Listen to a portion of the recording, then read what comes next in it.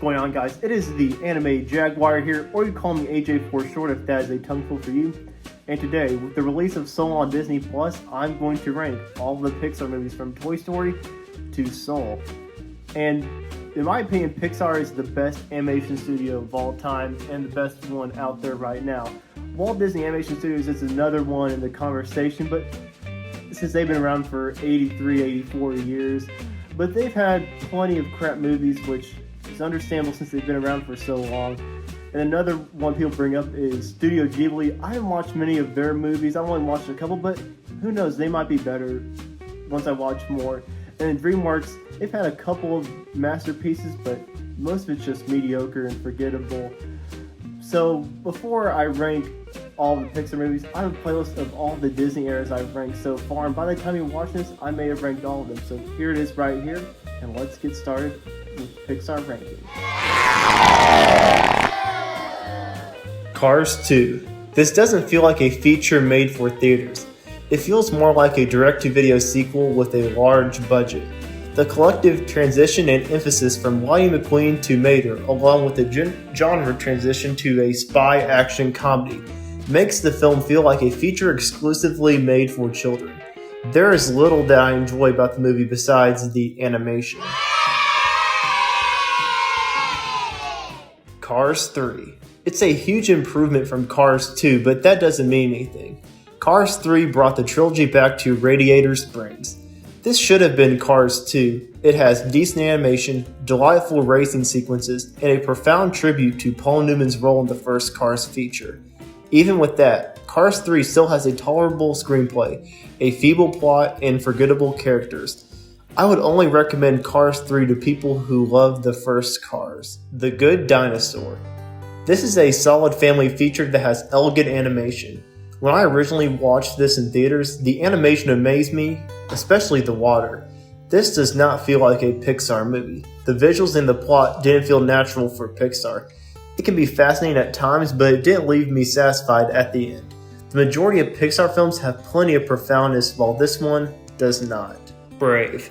This may not be the best Pixar movie, but Brave is still a delightful fantasy feature with a familiar plot, pleasant characters, and glorious animation from the best animation studio. If Brave looks interesting to you, check it out if you're looking for a good time. Before you watch Brave, lower your expectations and don't expect a masterpiece from Pixar. Cars. Cars is a blustery story of a big city racer getting stuck in an old school rural city inhabited with several charming characters. The message about modesty and American nostalgia are straightforward and positive. This feature doesn't hit the emotional depth like the majority of Pixar films, but it's still good enough to watch more than once. Monsters University. Monsters University is one of the more forgettable Pixar movies, but it has some brilliant animation. The plot and characters take some time to enjoy. If you adore Monsters Inc., you'll probably enjoy Monsters University as well. It is a triumphant prequel to Monsters Inc. Besides Randall's role in the feature, almost everything else makes sense while answering some questions that fans had. A Bug's Life.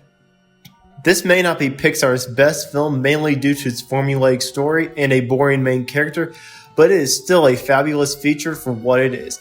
A Bug's Life has an immersive plot, delightful animation, and unforgettable characters.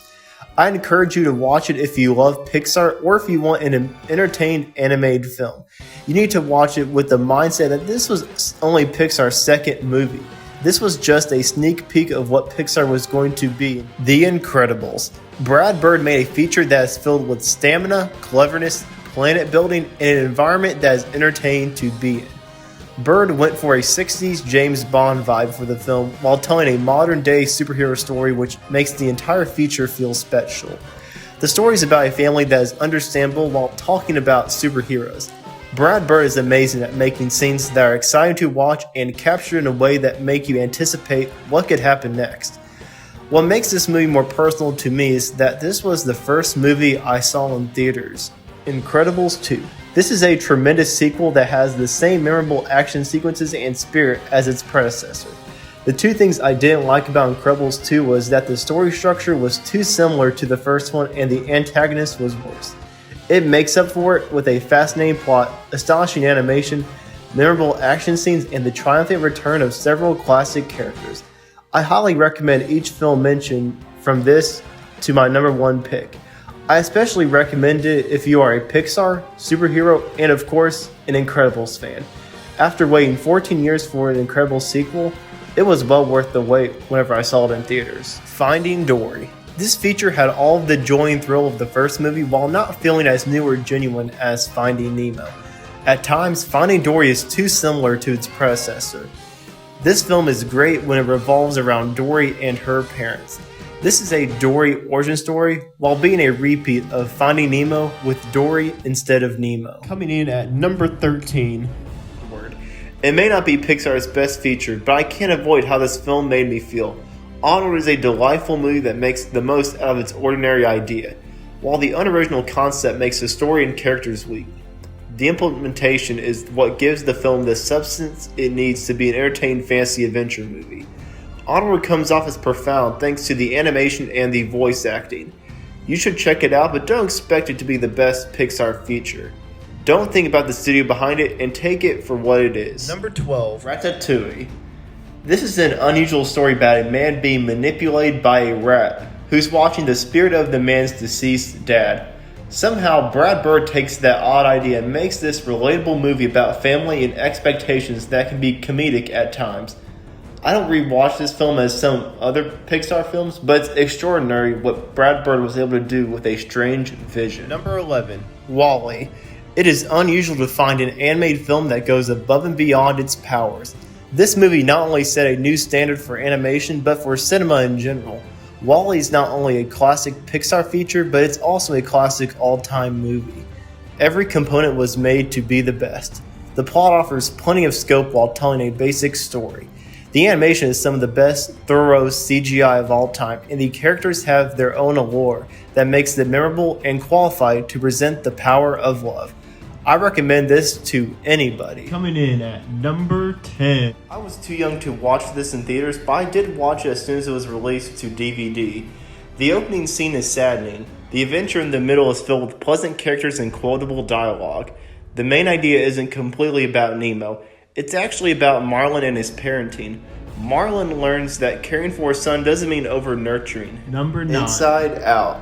This is the most expressive Pixar movie as it is about emotions. The main story about two opposites getting lost together and having to go back home has been done several times before, but what they do with it has never been done before. It is able to take all of these conceptual ideas about human emotions and visually convey them in a way that anyone can understand. Inside Out is a reminder to everyone how Pixar is one of the best animation studios of all time.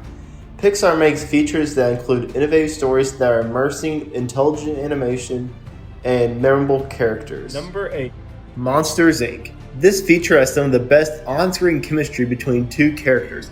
We also can't forget about the baby. Mike, Sully, and Boo are amusing to watch on their journey.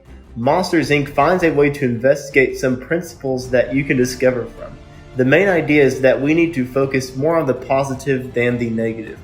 Everything comes together to make an iconic film that makes for a good time. Number 7. Toy Story 2. This is a fantastic sequel to Toy Story. Toy Story 2 finds a way to inspect ideas of adolescence memories. A notable scene that shows that is when they show the background of Jessie. That sequence is a marvelous example of visual storytelling that makes you emotional. That is amazing because Jessie is only a toy and it makes the audience think about toys that they have had left behind.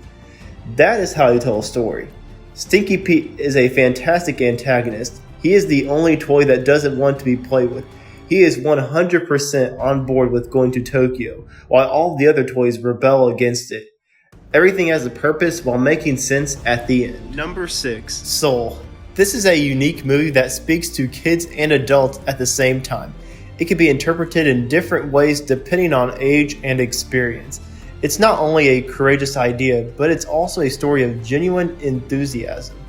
This is a perfect film to be released in 2020.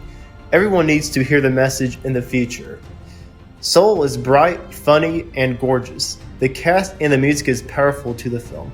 Atticus Ross and Trent Reznor were the perfect people to hire to compose the score. Number 5. Toy Story 3. Before 2019, it looked like Toy Story 3 was going to join a short list of iconic trilogies. A few others would be Nolan's Batman trilogy, Lord of the Rings, and the original Star Wars trilogy. Eventually, Toy Story 4 was made as the perfect ending that no one knew they needed. But let's get back to Toy Story 3. The demographic for this feature is young adults. This is a great film about moving on. If you haven't seen it, what have you done with your life? If you have already seen it, watch it again. I'm always on the edge of my seat when I watch this movie again. I have found something new every time I have rewatched Toy Story 3. Number 4. Up. The first 10 minutes of this feature is an example of some of the best visual storytelling in cinema history. You find out everything about Carl and Ellie's connection and their distress. All of this is told without any dialogue. The rest of the movie has a strong sense of humor, unique characters, and explores the concept of remorse perfectly, while having an entertaining journey that's incredible at the same time. The rest of the film is not as good as the first 10 minutes, but it's still phenomenal. Number 3. Toy Story 4. I can see why Pixar made another Toy Story sequel. Toy Story 4 is a remarkable creation by Pixar, where they not only made a bewildering animated film, but they also managed to do the unthinkable by proceeding the story after making what seemed to be the perfect ending in Toy Story 3. It delivers an entertaining plot, beautifully intricate animation, new unforgettable characters, and several sentimental moments that will give you a roller coaster of emotions. This may surprise some of you, but this is a must watch. Even if you wish that there wasn't a sequel, you need to at least give it a chance. Number 2. Coco. After watching this feature, I had to take a moment to understand my emotions. Coco is a fantastic sentimental letter to Mexico that has a profound and immersing plot, well-composed animation, unforgettable characters, an important statement about family, and incredible songs. This is the perfect family film. This is perfect to watch with family in order to completely grasp the significance of family. This is one of Pixar's best. Number 1. Toy Story. Toy Story is not just a landmark for animation and Cinemark. It is the greatest animated movie of all time, in my opinion. This is the first computer-animated full-length feature. This film increased the standard of narrative and character assembling. The plot is fascinating with the way it shows the idea of the life of a toy. The characters are intricate and relatable. Finally, the animation may look ancient, but it still looks good 25 years later. You should watch it just for the historical significance alone. You can sit back and have joy watching the feature. You can't go wrong with Toy Story. Toy Story is one of a handful of anime movies that have changed animation. Thank you guys for watching the video. And if you haven't already, like and subscribe to this channel if you want to see more content like this. And don't forget about that Disney Eras playlist, which I think you'll be interested in if you're interested in this video. The post-Renaissance ranking will be out soon, and in March, once Raya and the Last Dragon is released, the current era will be ranked as well, so be tuned for that, and I'll see you guys in my next video.